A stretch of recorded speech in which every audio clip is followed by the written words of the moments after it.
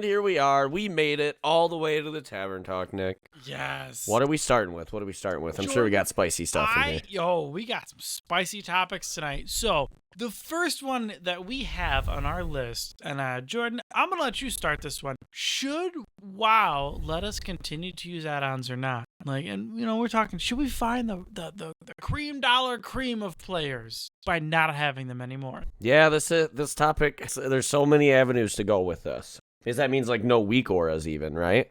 Right, no, nothing. And there's a good argument to be had with the macro system that already exists in the game. You could in a way, build add-ons, kind of, with macros and scripts and things like that. So I think the reason why they can't ever really take them away is because people are going to find a way around. 100%. Or it's going to be inevitable, people are just going to add on anyway. Community. They will find a way around everything. Right. So the truth of it is all you're doing is ripping DBM away from the casual players, the guys that don't want to get banned or whatever, right? Because you take a look at a game like Final Fantasy that doesn't allow add-ons, quote-unquote, because the lead developer plays the entire game without any add-ons, and he says it's fine, and every other player should be able to do it too. Right, but comparing the average player to the lead developer, come on. Right. Yeah, so there's a good argument to be had there, but I think we're in too deep for them to take them out. Oh, yeah. Well, how long have they been around for? Well, they were around since vanilla BC, but they didn't have an add-on menu, and they didn't open their arms to it. Right, yeah, they didn't welcome them in, but yeah. But they've been there since essentially the beginning. You got to take a look at what Blizzard does already in their game, because you take a look at not having DBM, or you don't have a GTFO, for example, or any of these things that make giant horn sirens when you're standing in something you shouldn't be, or tell you taunt boss, or watch feet. And watch the bubbles. Truth of it is, WoW can use add-ons, and because they don't necessarily have to convey that information to the player entirely by themselves.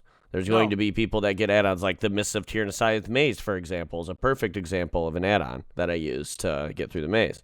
So that way it predicts which the next one is, etc. And so does that take away from the experience of the maze and Mists of Tyrannosaith? Maybe. I would say yes, but it also allows you to actually complete the damn mythic in time. It gives you a chance. And so if I was breaking TOS by using that Mists add-on, I'd probably be kind of pissed off. Right? Oh, yeah. But it also comes to a point now to where you look at almost, log into a professional streamer, for example, and they have so many enormous things on their screen, and it's a giant mess, and I don't even know if they're really playing the game at that point anymore, just hit the thing that's the big picture, Right, well, I guess that boils down to the point. Is there a level that you're allowed to have, or should it be zero at all? Because, I enjoy DBM, because I know I kind of get the hoist blinders on when it comes to following my rotation on my paladins and stuff. I so watch your feet is good every now and again, right? Yeah, so the game telling me watch my feet, watch orb, it tells me, oh shit, look up, am I in the orb or the frontal attack? Oh no, okay, I'm good. Or stack high is another good one when you know when to dispel stuff, which is really sweet. So I think there's good things in it. It was just something interesting I kind of saw on our social medias. Yeah, and I mean this is a tough topic. The truth of it is, I think WoW needs to draw a clear line in the sand, or draw a line in concrete, essentially, where because botting is against the terms of service, but add-ons that play the game for you aren't. So it's kind of like if you get the perfect example is there's disgusting things in the base game. You can make a macro to where it will only interrupt if they're casting certain things. And this is a big problem in PvP right now, and it has been for, going on over a year now, where they will just make a long script macro that will only let their interrupt go off if interruptible spells are going off, which in PvP this is really broken because it's not a cleanse. It's not supposed to just always work. You're supposed to be able to miss the interrupt. You're supposed to be able to make the mistake, but that makes it to where let's make a macro, mash the button when targeting the healer. As soon as the healer does a spell you want to interrupt, it just does it. Yeah, and that's not even an add-on. That's just a macro. Yeah, and that's just nasty. I don't like it. I don't like it. Right, and so where do they draw this line? I think things like DBM and weak auras are fine. I think things like scripts and interrupt macros are too far. How do they do that? How do they scan your computer for? Well, and here's the thing too: is you've had macros the entire time, right? So how can you stop players from utilizing add-ons, which are in extent a macro almost, but then who doesn't stop you from almost writing roughly something the same thing? Granted, you're probably not going to get something to say stack high or watch feet in a macro, but you can do something in the macro sphere that does such an outrageous point that even outdoes. It's like we're like you said, where does that line come in? And the truth of it is, I just don't think Blizzard can visually represent their game well enough to not have add-ons at this point. They almost use add-ons to make up for their inability of communicating with the player. Like, I still use EOV UI, which is a complete UI mod, and you do too, I believe, yeah? Yeah, oh yeah, dude, I love EOV UI. Are you kidding me? Holy shit. Because it's so much better at showing you, it shows blue when the thing's dispellable, their health bars turn, or red when the thing's cure diseasable, and it's just amazing. It's such a great way to perceive the game and interact with the game, but I don't actually see base UI. Like, imagine if we just got all our add-ons ripped out right now. I never see base. I would hate my life. Right, and while in the beta, I did use base UI because there's no EUV UI in beta, and it was less than ideal, I would say. I had to get used to a couple of things. You can move everything where you want, but it's just so terrible at showing you certain things. Like whether that thing, it's just a giant brick of debuffs. I don't know if one of those is dispellable or not. I don't know what the name of the thing I'm supposed to dispel is. Like, that's the expectation for the casual player, is you have to learn each of the names of all these abilities and then dispel it. If it's one of the ones you know, it's like, no, that's not good communication. I don't know. In a way, WoW backed themselves in a corner because they can't really rip the rug out from under us because we're in too deep. And now you design your game based on that. So, I don't know. I think they have to stay. I think they have a bigger problem with botting right now, is where they should keep their focus. Oh, because 100%. Botting is kind of, with the way you can farm gold nowadays, botting is a big problem. It's nasty. So, ultimately, WoW should continue to allow add-ons, but there's problems. Yep. Wow, shit, this is only our first topic, too. No, I know. I told you that was going to be a 10-minute topic, and look. Oh, yeah. I knew it was going to be a big one. There's a lot to that. There's a lot to unpack there. Oh, there is. So, let's move it forward, though. We do have some Zekvir changes. Nick, did you do any Zekvir? Did you get into that at all? I did not, I'm going to be honest. But I know that there were some changes when it came to the vault requirements. And Jordan, I'm curious on your opinion, are they good or bad? So what they did is Zekvir used to be essentially a cheesy way to just do it 8 times and fill your delve, right? Right. Fill your world content thing full. It was way faster than doing tier 8 delves, for example, especially 8 of them, unless you had a group of 2 or 3 dudes that are really trying to crush, but yeah. In general, Zekvir was just way faster, and it was, to be honest with you, when I was doing it on the Mage and the Evoker, it felt like I was exploiting the game in a way, because I'm just walking in, killing this guy real quick, walking out, walking in, and I have to do this 8 times. It's kind of like, this doesn't feel like this was the intent of this content, right? Right, yeah, exactly. So they completely took out his delve reward or his vault reward entirely. You no longer get any credit in the vault for doing Zekvir. Which I thought was too much. Like, just give him 1 a week, right? Let's get 1. Once you get the first Zekvir down, you've done your Zekvir. Go do regular delves, you stinky exploiter, right? But I don't know. To be honest with you, it's not. I don't think it's really exploiting. I want to be careful with that because it not. Was the intention of it was to be relevant in the delve. Right. I don't think they wanted it to be that relevant. Yeah, I wouldn't call it an exploit because it's not, what was it, a weak ban for method. Well, that was different. You weren't doing that on accident. But that's like, the difference is the fact that, like, hey, it states, hey, I gotta do this X many times to get to this point for my my vault. Right. Makes sense. That's all it was for. But was just to find an exploit on how to make things a little easier on yourself, like in game, to basically kind of break it almost, like two different things. So I wouldn't call it an exploit. Right, because you were playing Zekvir how it was designed to be played. Exactly. And it just 8 times in a row to fill your vault. Yeah, you know? exactly my point. Like, you just did it like, you did the chore. The chore was done to get the vault done. You didn't, go, oh shit, if I do it in this exact formula, like, or it's if gonna be I easier. target this guy while targeting this guy and get 2 copies of the quest, or it wasn't anything like that. Yeah, exactly. So like I said, my opinion, that was a top comment actually in the Wowhead article, was that they should just let you add to your vault once per week and you can get your free Zekvir run. I think that's how it should have been. Right. But they just took it straight out. So do your damn delves, kids. That's what they said. Do your chores. Nick, do you want to start us off on the next topic? We'll move off from Zekvir. I think we touched on it enough. So one thing that we've kind of talked about is the vault too much overall for the everyday player to complete. Personally, I think no, they've actually dumbed it down a lot for the and I'm not saying, I don't mean that the everyday player is dumb. What I mean is that it's better obtainable to complete for the everyday player.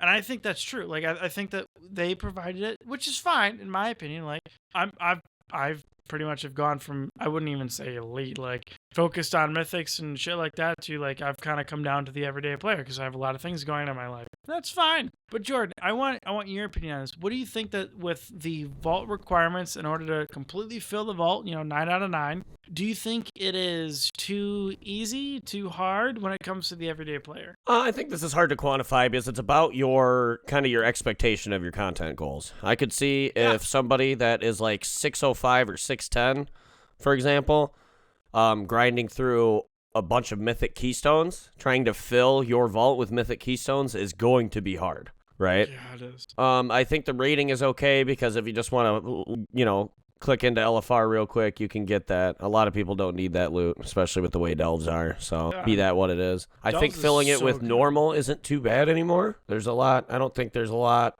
There's not really like a whole lot you have to know extra to do the normal as opposed to the LFR on Nirubar Palace. The world is just complicated. I think the biggest thing is getting your world filled up is how they communicate to you when you're getting a reward for it, or what the rewards are, or what counts for being a vault piece as the world is a problem.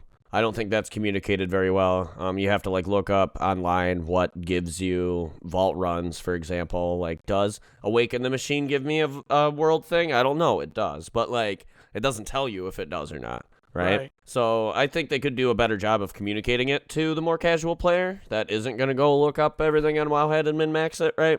But in general, it can be what you make it. Like, if you are a 605, 610, and you just want to load it up with mythic zeros because you need a trinket or a neck or something from a specific dungeon, then it isn't that hard, I don't think, for a casual player to do. But I love the vault. So I do too. Like, I it's think really cool. Every Tuesday I get giddy when I'm running to the bank, right? I'm like, ooh, I can't wait to see if I finally got my one hand, or finally got my neck replacement. I forgot to say this in my week. I got another, I think I did last week. Did you get another ring? I talked about it last week. I want another ring this week. Oh man, you and your rings. Yeah, I remember. I re-listened to a couple of our episodes over the last couple of days, and yeah, it turns out we're awesome. Keep listening. We're the best podcast ever. So let me just stroke my ego. We have had an enormous boom in viewership lately, and I just want to let you guys know I do really appreciate you so much for coming around and listening to us. Appreciate it. Oh my god, we have really blown, and I think the change in how we're doing the news and Tavern Talk have really helped. And we're still looking for feedback. We have a lot of comments that are debating our topics, which actually we love those. We like that we revisited Delves again because of how much conversation it created. Yes. And so we do want the conversation, but we also want some feedback too, guys. Yeah. So if you want, I wish you talked about this for longer, or you guys skipped over this week, or we want stuff like that too. Yeah, exactly. Like you said, you skipped over this. We missed something. Hey, you want us to talk about something specific? We'll you got a class you want us to break down? We'll go learn it. Like, this is the game we love to play. You want us to talk about something, get our opinion on it? Great. let us know in the comments below. Like, hit us up. Yeah, absolutely. The engagement's been awesome so far, guys, though. I do really appreciate it. Thank you so much. I can't believe the amount of comments I get to respond to on YouTube. Like, it's wonderful. No, Nick responds to every comment. Almost every comment. Almost everyone. There's some of them are, it's election season, so there's some poll. comments that are a little out there, but, yeah. But most comments, yes, we respond to, and we love the feedback, guys. Keep engaging with us. We want to be engaged for definitely. sure. I can't be.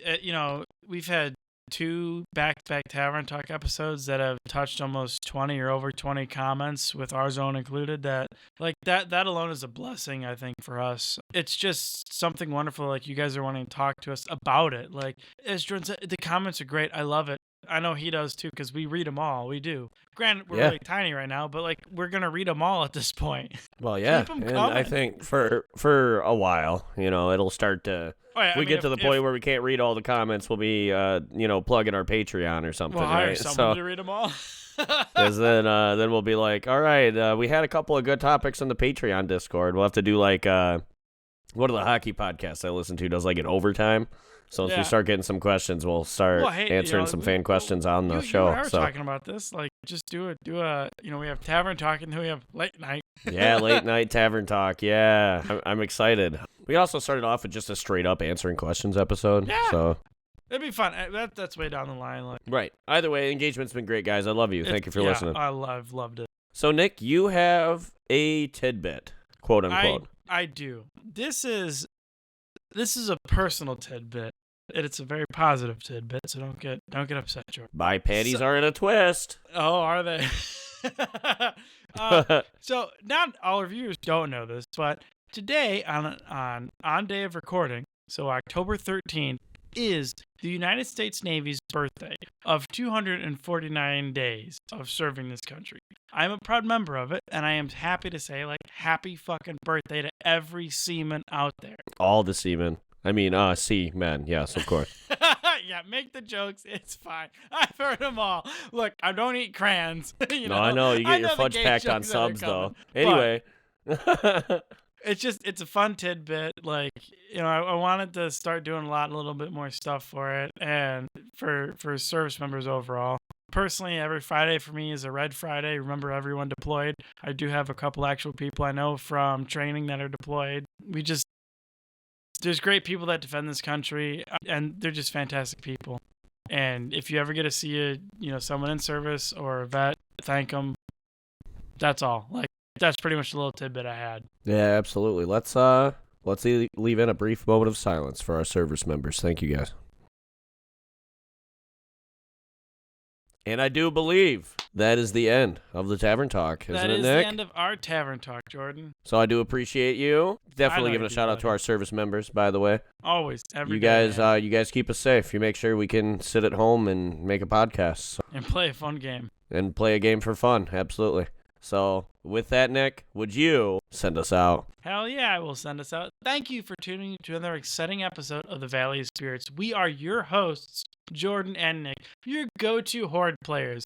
Join us in Dornegal on the Mal'Ganis server and look up our guild, the Electric Boogaloo, for some epic adventures. Stay connected with us on social media. Follow us on Facebook and Twitter, or X as it is known these days, by searching the Valley of Spirits podcast. Do not miss an episode, and follow us on our Spotify or anywhere you find podcasts, and check out our YouTube for additional content not found on our podcast platforms. Until next time, may your quest be glorious and your loot be ever plentiful. And as always, for the Horde!